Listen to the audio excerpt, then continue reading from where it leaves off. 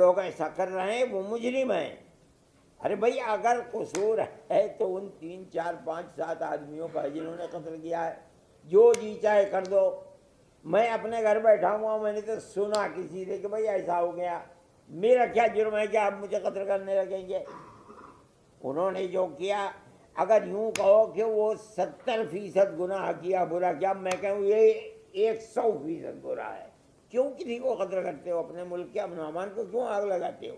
اگر جس نے بھی کیا دنیا میں کسی کے ظلم کے لیے، کسی نے اپنی زمین کو، اپنے ہتھیار کو، اپنے آدمیوں کو وسیلہ بنایا ہے، ہم اس کو کنڈم کرتے ہیں، چاہے وہ امریکہ ہو جو قتل کر رہا ہے وہاں، چاہے پاکستان ہو، چاہے ہندوستان ہو، چاہے چائنا ہو۔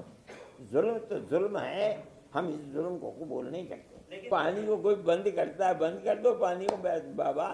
پانی آج سے تھوڑا ہی پتہ نہیں کتنے ہزار سال سے ستلج، بیاس، راوی، چناب، جہلم بہ رہے ہیں، وہاں جا کر کے وہ دریائے سندھ بن جاتے۔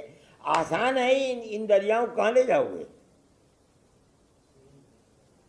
کوئی آسان کام ہے؟ میرا کوئی مطالبہ سرکار سے نہیں ہے، پیار و محبت کی حکومت ہونی چاہیے، نفرت کی حکومت نہیں ہونی چاہیے۔ آج ہم جانتے ہیں، ہم مسلمان ہیں، ہم اس اپنی زندگی کو گزار رہے ہیں ملک کے اندر، جس چیز کو بڑھاوا دیا جا رہا ہے وہ چیز ملک کے لیے، خود ان کے لیے بھی تباہ ہے۔ آج نہیں ہوا ابھی تک، لیکن اگر یہ نفرت کی سیاست کا دروازہ کھلا رہا، دیکھ لیجئے گا، میں تو بوڑھا آدمی ہوں، کئی دن زندہ رہتا ہوں، لیکن ایسا دن آ جائے گا اگر یہ نہ رکا کہ سانس لینا میرے لیے، آپ کے لیے، ہندو کے لیے، مسلمان کے لیے مشکل ہو جائے گا۔ تب دنیا کھڑی ہوگی کہ بابا مصیبت سے ٹلو، کسی طرح ہٹاؤ انہیں۔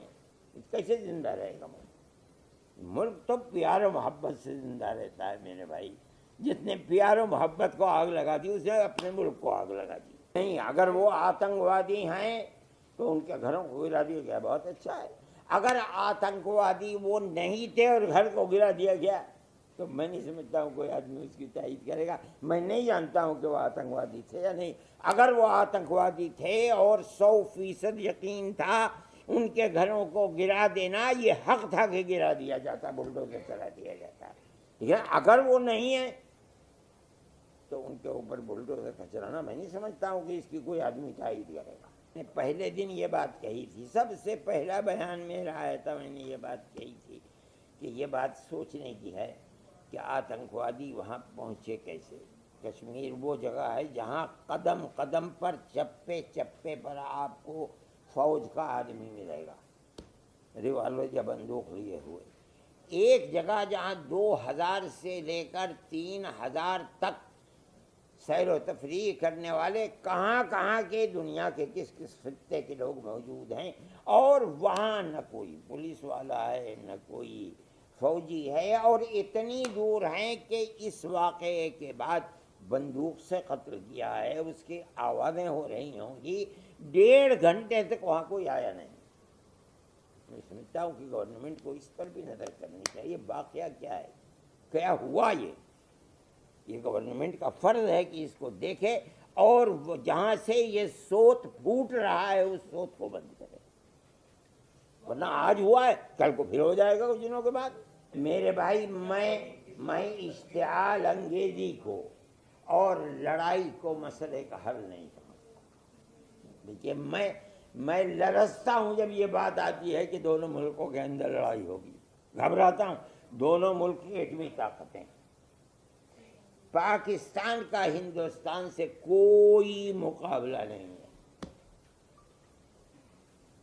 اگر وہ یہ محسوس کرے گا جنگ ہو جائے، اور جنگ میں یہ محسوس کرے گا کہ میں ختم ہو رہا ہوں، تو مرتا کیا نہ کرتا، مجھے اس وقت سے ڈر لگتا ہے۔ اس لیے میں جنگ کا مخالف ہوں، لیکن کرنے والوں کو شوق ہے، بھائی جو جی چاہے کر دو۔ میرے ہاتھ میں تو ایک ریوالور بھی نہیں ہے، تنکا بھی نہیں ہے جس سے آپ کے ہاتھ میں ریوالور ہے، توپ ہے، آپ مار لو توپ اٹھا کر کے، لیکن حل نہیں ہے۔ اور کتنی جنگیں پاکستان کی ہو چکے ہیں، یہ بتائیے کیا حل نکلا؟ علاوہ بربادی کی کوئی چیز ہے؟ جس دن جنگ ہوگی ہندوستان کے پیسے کی قیمت زمین پہ آ جائے گی. میں نہیں سمجھتا ہوں. میں اس دن سے ڈرتا ہوں اور خدا سے دعا کرتا ہوں کہ اے اللہ جنگ نہ ہو، ورنہ تباہی آئے گی ملک کے اندر. ہو سکتا ہے کہ آپ 10 قدم آگے بڑھ جائیں، ہو سکتا ہے کہ آپ گورنمنٹ کو ختم کر دیں، برباد کر دیں، لیکن آپ خود بھی بربادی آئے گی.